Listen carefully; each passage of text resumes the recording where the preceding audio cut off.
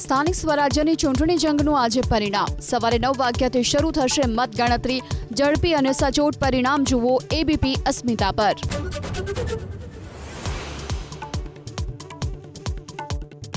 14 માર્ચથી ચણા અને રાયડાની ટેકાના ભાવે કરાશે ખરીદી। આજથી 9 માર્ચ સુધી ઈ-ગ્રામ કેન્દ્ર પર ખેડૂતો કરાવી શકશે ઓનલાઈન નોંધણી।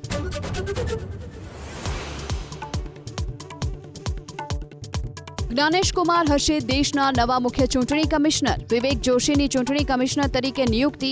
રાહુલ ગાંધીએ સુપ્રીમ કોર્ટની સુનાવણીનો હવાલો આપી નિયુક્તિ પર ઉઠાવ્યો હતો વાંધો।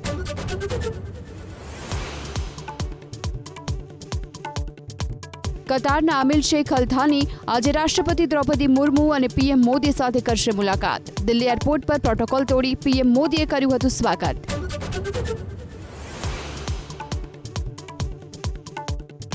રશિયા યુક્રેન યુદ્ધને ખતમ કરવા આજે સાઉદી અરેબિયામાં મળશે રશિયા અને અમેરિકાનું પ્રતિનિધિ મંડળ।